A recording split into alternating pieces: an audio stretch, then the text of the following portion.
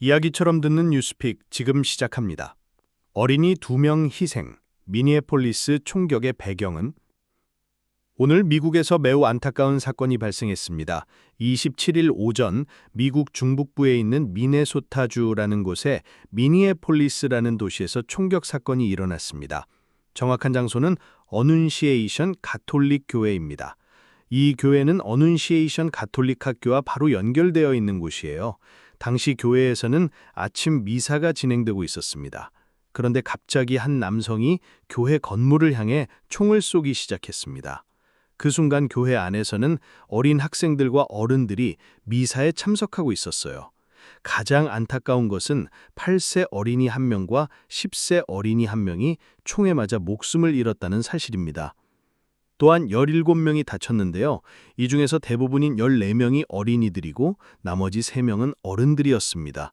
다친 분들은 모두 즉시 병원으로 옮겨져서 의사들의 치료를 받고 있습니다. 이 끔찍한 일을 저지른 사람은 로빈 웨스트만이라는 23세 남성입니다. 경찰과 FBI라는 미국의 연방 수사기관이 확인한 정보예요. 웨스트만은 총격을 저지른 후에 현장에서 스스로 목숨을 끊었습니다. 웨스트만은 3정의 총기를 합법적으로 구매해서 가지고 있었던 것으로 확인됐습니다. 지금 FBI와 미니애폴리스 지역 경찰이 함께 힘을 합쳐서 이 사건을 자세히 조사하고 있습니다. 특히 웨스트만이 왜 이런 끔찍한 일을 저질렀는지, 어떤 배경과 동기가 있었는지를 알아내려고 노력하고 있어요. 하지만 아직까지는 수사기관에서 구체적인 이유나 사건의 정확한 성격에 대해서는 공식적인 발표를 하지 않았습니다. 현재 상황을 보면 다친 사람들은 계속해서 병원에서 치료를 받고 있고요. 미니애폴리스 지역 주민들과 학교 공동체가 마음을 모아서 피해를 입은 가족들을 돕기 위한 여러 가지 지원 활동들을 시작했습니다. 이런 어려운 시기에 서로 도우며 위로하는 모습을 보여주고 있어요. 정리해서 말씀드리면 오늘 미니애폴리스의 가톨릭 교회에서 미사 시간 중에 총격 사건이 발생해서 어린이 2명이 사망하고 17명이 다쳤습니다. 23세 총격범 로빈 웨스트만은 현장에서 사망했고 수사기관들이 이 사건의 정확한 배경과 동기를 찾기 위해 계속 조사를 진행하고 있는 상황입니다. 지난 8월 27일에 캐나다 이민부에서 중요한 발표를 했습니다. 2025년 상반기, 즉 올해 1월부터 6월까지 6개월 동안의 데이터를 공개한 것인데요. 이 자료를 보니 정말 놀라운 변화가 있었습니다. 무엇이 변했냐면 국제학생과 외국인 노동자들이 캐나다에 오는 숫자가 작년 같은 시기보다 크게 줄어들었다는 것입니다. 어느 정도 줄어들었을까요? 구체적인 숫자를 한번 보겠습니다. 국제학생은 약 88,600명이 감소했습니다. 외국인 노동자는 더 많이 줄어서 약 12만 5,900명이 감소했어요. 이 두 숫자를 더하면 무려 21만 명이 넘는 사람들이 작년보다 적게 캐나다에 왔다는 뜻입니다. 정말 큰 변화죠? 그런데 왜 이런 일이 일어났을까요? 실제 발표와 언론 보도에서 확인된 이유들을 살펴보겠습니다. 첫 번째 이유는 캐나다 정부의 정책이 바뀌었기 때문입니다. 여러분도 뉴스에서 들어보셨겠지만 최근 몇 년 동안 캐나다에서는 집값이 너무 올라서 집 구하기가 어려워졌고 생활비도 많이 올랐습니다. 이런 문제를 해결하기 위해서 정부가 유학생과 임시로 일하러 오는 외국인들의 숫자를 줄여보자는 정책을 단계적으로 시행하고 있습니다. 두 번째 이유는 비자와 허가를 받는 과정이 더 까다로워졌기 때문입니다. 예전에는 학업비자나 취업허가를 받기가 상대적으로 쉬웠는데 지금은 심사 기준이 훨씬 엄격해졌어요. 그래서 캐나다에 들어올 수 있는 국제학생과 노동자의 수가 자연스럽게 줄어든 것입니다. 이렇게 해서 캐나다로 오는 사람들이 21만 명이나 줄어들게 된 것이죠. 이는 단순히 숫자의 변화가 아니라 캐나다 사회 전체에 여러 가지 영향을 줄 수 있는 중요한 변화라고 할 수 있습니다. AI 열풍 속 왜 엔비디아 성장 속도가 둔화됐을까? 먼저 엔비디아가 어떤 회사인지 간단히 설명드릴게요. 엔비디아는 미국의 반도체 회사로 주로 컴퓨터 그래픽 카드와 AI 처리에 필요한 고성능 칩을 만드는 회사입니다. 특히 최근 AI 열풍과 함께 전 세계에서 가장 주목받는 기술 기업 중 하나가 되었죠. 자, 그럼 본격적으로 살펴보겠습니다. 지난 8월 27일 엔비디아가 3분기 매출 전망을 발표했습니다. 540억 달러, 플러스 마이너스 2% 범위로 제시했는데요. 이 수치는 월가 전문가들이 예상했던 것보다 높은 수준이었습니다. 그런데 흥미로운 일이 일어났습니다. 좋은 실적 전망이 나왔는데도 불구하고 발표 직후 시간 외 거래에서 엔비디아 주가가 2.4% 하락한 것입니다. 왜 이런 일이 벌어졌을까요? 팩트를 바탕으로 원인을 정리해 보겠습니다. 첫째, 데이터 센터 부문에서 성장 둔화 조짐이 나타나고 있습니다. 지금까지 엔비디아의 핵심 매출원은 대형 AI 데이터 센터였는데요. 그런데 이 부문에 대해 투자 속도가 일시적으로 완화되고 있다는 신호가 포착된 것입니다. 둘째, 하지만 모든 부문이 부진한 것은 아닙니다. 네트워킹 칩과 소프트웨어, 그리고 고성능 GPU에 대한 글로벌 수요는 여전히 매우 강력합니다.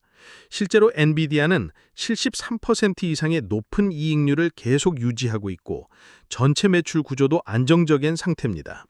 셋째, 이번 전망 발표는 단순한 매출 수치 이상의 의미를 담고 있습니다.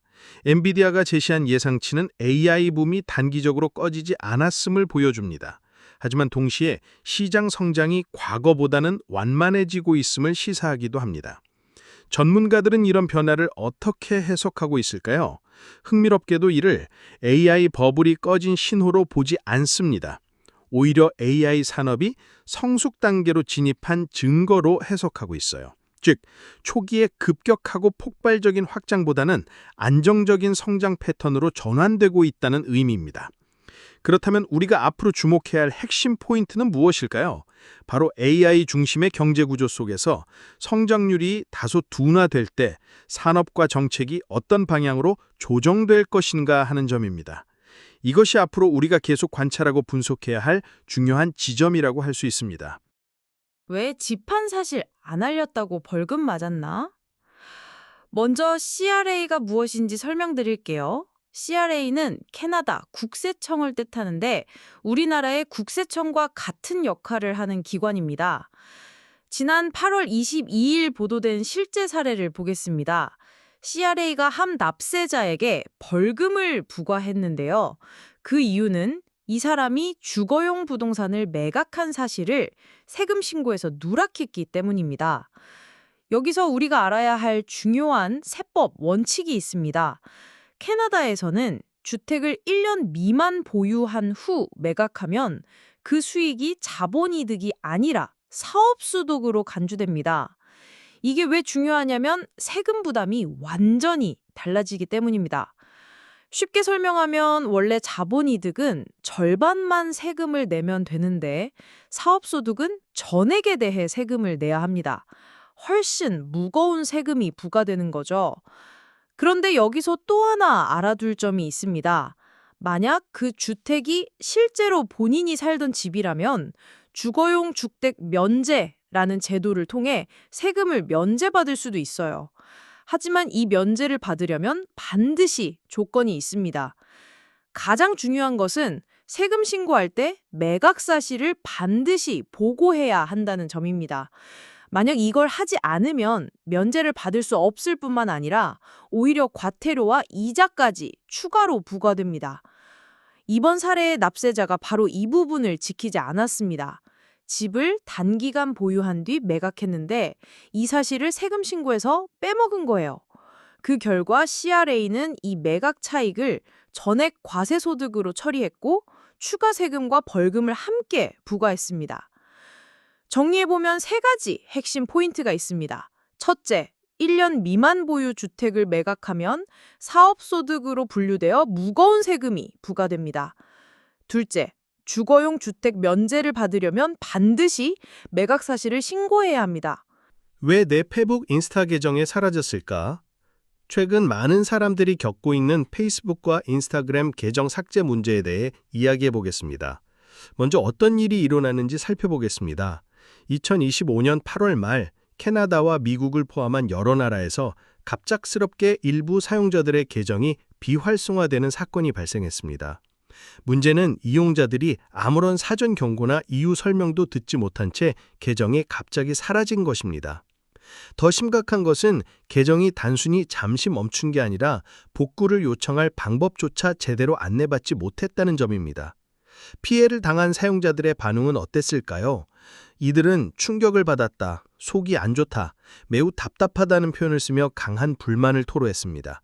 실제로 레딧과 뉴스 인터뷰에서 수많은 피해자들이 비슷한 경험을 공유하며 도움을 요청했죠. 그렇다면 왜 이런 일이 벌어진 걸까요? 안타깝게도 현재까지 메타, 즉 페이스북과 인스타그램의 모 회사는 명확한 원인을 공개하지 않았습니다. 다만 과거 유사한 사례들을 보면 주로 자동화된 시스템이 커뮤니티 가이드라인 위반 가능성을 잘못 판단해서 계정을 정지시키는 경우가 많았습니다. 쉽게 말해서 실제로는 위반하지 않았는데도 컴퓨터가 잘못 인식해서 계정을 막아버린 거죠. 여기서 또 다른 심각한 문제가 드러났습니다.